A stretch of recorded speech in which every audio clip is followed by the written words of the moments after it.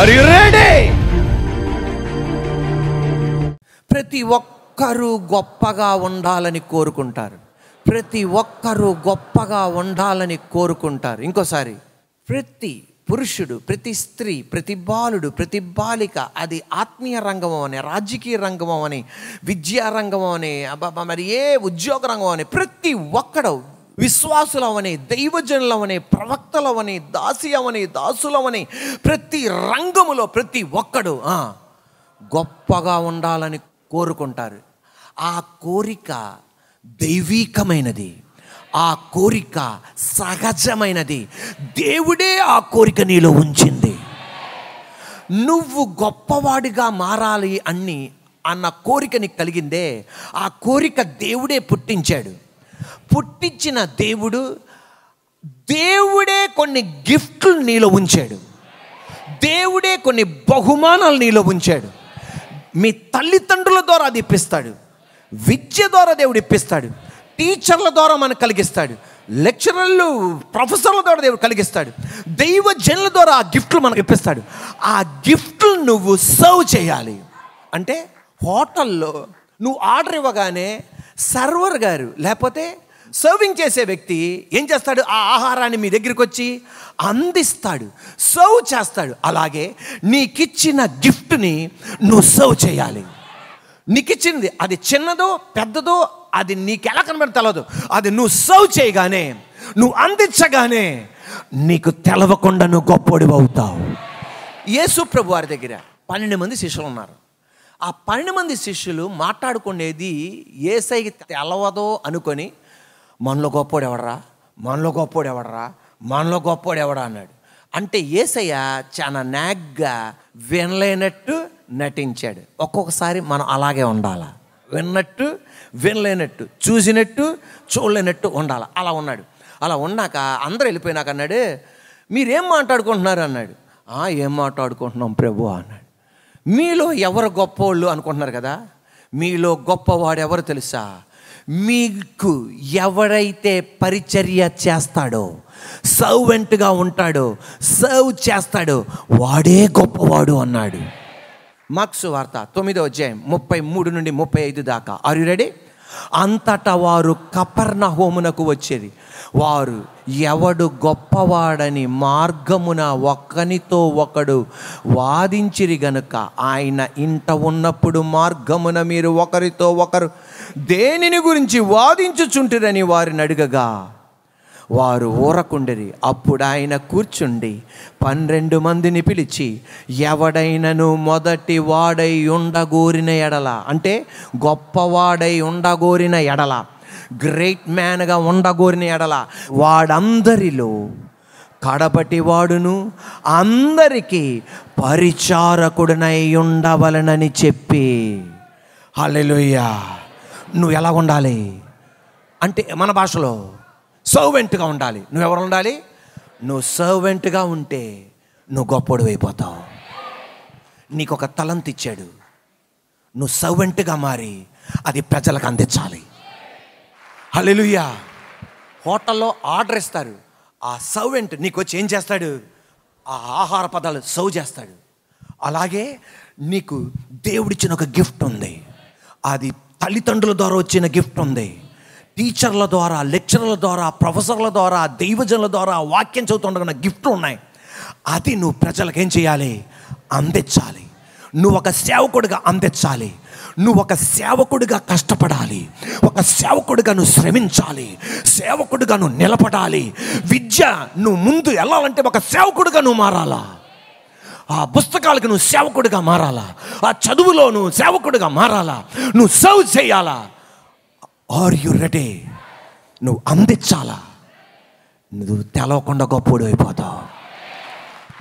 ఏం secret formula చెప్పాడండి యేసయ్య, కానీ అది అందరికీ ఇష్టం. అందరూ నాకొచ్చి కాళ్ళు నొక్కాల, అందరూ నన్నొచ్చి సలహాలు అడగాల. నో నో నో నో, నువ్వు సర్వ్ చేయాలా, నువ్వు అందుబాటులో ఉండాలా, నువ్వు సర్వ్ చేయాలా. నువ్వు గొప్పోడు అవుతావు, నీ దగ్గరికే వస్తారు. ఫస్ట్ ఏం చేయాలి? పరిచయం చేయాలి. తర్వాత నీకు ఎలాంటిది వస్తుంది? ఎంత గొప్పడు అవుతావు అంటే ఒక్కొక్కరి దగ్గరికి వెళ్ళే శక్తి నీకు ఉండదు. గుంపుల దగ్గర వెళ్ళే శక్తి ఉండదు. దేవుడే నిన్ను ప్రజలు పంపించేస్తాను నీ దగ్గరికి. అప్పుడు నువ్వేమైపోతావు? గొప్పడు అయిపోతావు. హల్లెలూయా. మనకి సర్వెంట్ ఇష్టం ఉండదుగా, అంతా నేను నో సర్వ్ చేయాలి. ఏం చేయాలి? అందుబాటులో ఉండాలి. మదర్ తెరీసా ఇండియాకి వచ్చింది ఒక టీచర్గా, కానీ సక్సెస్ అవ్వట్లా. ఆమె గిఫ్ట్ ఏంటో అర్థమైంది. నేను అనాథ పిల్లలకు పరిచర్య చేయాలి. కోల్కతాలో ఉన్న ఆ బాబుని, అనాథ బిడ్డను తీసుకొచ్చింది, అనాథ పాపను తీసుకొచ్చింది, అనాథ బాబును తీసుకొచ్చింది, అనాథ పాపను తీసుకొచ్చింది. ఇలా గుంపులుగా వస్తుంటే ఎలా పోషిస్తామన్నారు. విషయాలను అంగీకరించింది, ముందుకు సాగింది. పైసా సొంత ఇంటోళ్ళు ఇచ్చేవాళ్ళు లేరు, పైసా చర్చి వాళ్ళు ఇచ్చేవాళ్ళు లేరు. ఆమె ఏ మందిరం నుండి వచ్చిందో చర్చి పైసా ఇచ్చేవాళ్ళు లేరు. కానీ విషయాన్ని అంగీకరించింది, ముందుకు సాగింది, గిఫ్ట్ ఆపరేట్ చేసింది. ప్రపంచంలో ఎవరికి కూడా ఇంత ఫండ్ రావు మదర్ తెరీసాకు వచ్చినట్లుగా. హల్లెలూయా. ఆమె ఏంగా మారింది? సర్వెంట్గా మారింది, సర్వ్ చేసింది. ప్రపంచంలోనే mother Teresa great women of గాడ్గా మారిపోయింది. హల్లెలూయా. ఈ రోజున నీకు ఇచ్చిన గిఫ్ట్ నువ్వేం చేయాలి? అందించాలి, సర్వ్ చేయాలి. నువ్వు కూడా గొప్పోడు అయిపోతావు. ఫస్ట్ చాలా చిన్నగా ప్రారంభమవుతుంది. Don't despise the small beginnings. First చాలా చిన్నగా ప్రారంభమైద్ది. ఆ చిన్నగా అడిగేస్తున్నప్పుడు ఒక్కొక్కసారి సక్సెస్ అవుతుంది, ఒక్కొక్కసారి ఫెయిల్యూర్ అవుతుంది, ఒక్కోసారి ఎందుకు అడుగు పెట్టాను రా బాబు అన్నట్టు అనిపిస్తుంది. అయినా బాధపడద్దు. నీలో ప్రేరేపించింది మీ నాన్న కాదు, మీ అమ్మ కాదు, బంధువులు కాదు, సృష్టికర్త ప్రేరేపించాడు.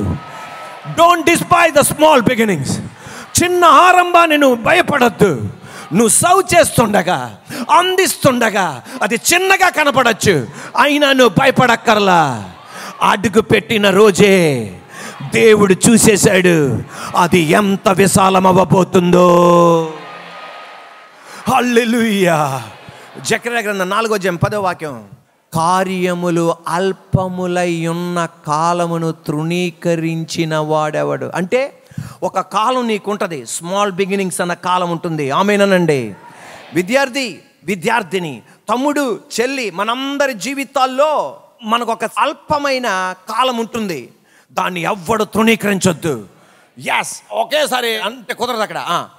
లోకమంతటను సంచారము చేయు యెహోవా యొక్క 7 నేత్రములు జెరుబాబేల్ చేతిలో గుండు నూలుండుట చూచి సంతోషించ. అంటే అర్థం ఏంటి తెలుసా? Are you ready? Are you ready? Are you ready? Are you ready? ఆగిపోయిన వాళ్ళు, కట్టటం ఆగిపోయిన వాళ్ళు చిన్న అడిగేశారు. ఆ మట్టపు గుండెలా చేత్తో పట్టుకోగానే దేవుడు అన్నాడు శభాష్. ఈ రోజున నువ్వు విద్యార్థిని, ఏ స్మాల్ బిగినింగ్, చిన్న ఆరంభమే. నువ్వు స్టార్ట్ అవుతుండగానే దేవుడు చప్పట్లు కొడుతున్నాడంట. ఎస్, నాకు ఇదే కావాలి. బుక్ ఆఫ్ జకర్యా 4th chapter 10th verse. Are you ready?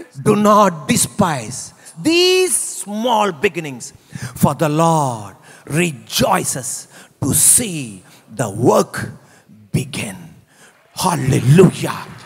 ప్రారంభించకుండా హల్లెలూయా సాత దేవుడు అన్నాడు జీవితకాలం అంతా చప్పట్లు కొట్టుకుని ఉండరా అంటాడు. అది చిన్న అడుగును వేయగానే హల్లెలూయా ఆమేన్ అనలేదే.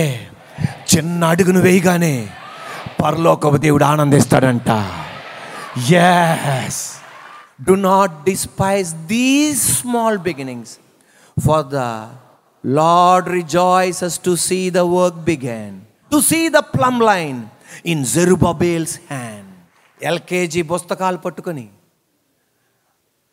అడుగు పెట్టగానే అమ్మా నాన్నకి సంతోషం, ఆడికి దుఃఖం. మా జాయిస్ని తీసుకెళ్ళాను స్కూల్కి. తీసుకెళ్ళగానే ఎల్కేజీ పిల్లలు అందరూ అక్కడ తీసుకెళ్ళగానే పిల్లలందరూ ఎడుతుంటే నేను కూడా ఎడుతున్నా. ఆ మిస్ అంటుంది, father why are you crying? No are you ready? ఏడ్చినా పంపిస్తారు. ఎందుకు తెలుసు ఆడు ఏడిసేది? ఏడితే ఇంటికాడ చాక్లెట్లు ఇస్తారు కదా, ఓ బుజ్జికొండ ఆడొకరా, బుజ్జి తల్లి ఆడొకరా అంటారు కదా. ఇలా ఏడితే స్కూలు ఆపేస్తారని ఏం చేస్తారు వీళ్ళు? ఏడుస్తారు. ఒకటోసారి ఏడుస్తారు, వారం రోజులు ఏడుస్తారు, 2 వారాలు ఏడుస్తారు, 3 వారాలు ఏడుస్తారు. అర్థమైపోద్ది ఏడిసినా ఆపేయట్లేదురా, మనం ఏడు పాపడమే బెటర్ రా అనుకుంటా. మీకు తెలుసా, ఒక్క అడుగేస్తారు స్కూల్కి, అమ్మ నాన్నకి సంతోషం. ఈరోజు దేవాదేవుడు చెప్పేది, నీ స్మాల్ బిగినింగ్ అద్భుతం చూడబోతున్నా. అనుకున్నవాడు అనుకుంటాడు, అసూయపడేవాడు అసూయపరుస్తాడు, ఏడిచేవాడు ఏడుస్తాడు, విమర్శించేవాడు విమర్శిస్తాడు, అంగీకరించేవాడు అంగీకరించాడు. మనకు అనవసరం అంతే. హల్లెలూయా, గో హెడ్. ఒకడు ఆ మాట అంటాడు, ఒకడు ఈ మాట అంటాడు, ఒకడు ఆ మాట అంటాడు. No problem. ముందుకెళ్ళిపోతా ఉండు. ఒక లార్జర్ ప్లేస్కి తీసుకొచ్చేస్తాడు అంతే. నువ్వు ఫస్ట్ అడిగి పెడుతున్నప్పుడు ఎలా ఉంటుందంటే, అమ్మ పడిపోతున్నా దేవుడా, అయిపోయిందిరా దేవుడా అన్నట్టు ఉంటుంది. No problem. నీ కాలు జారకుండా నిలబెడతాడు ఆయన, నీ కుటుంబ కాలు జారకుండా నిలబెడతాడు ఆయన. అలాంటి నిన్ను ఒక విశాల మైదానానికి తీసుకొచ్చేస్తాడు. మనందరికీ ఏమైపోవాలని కోరిక, కానీ ఎవరికి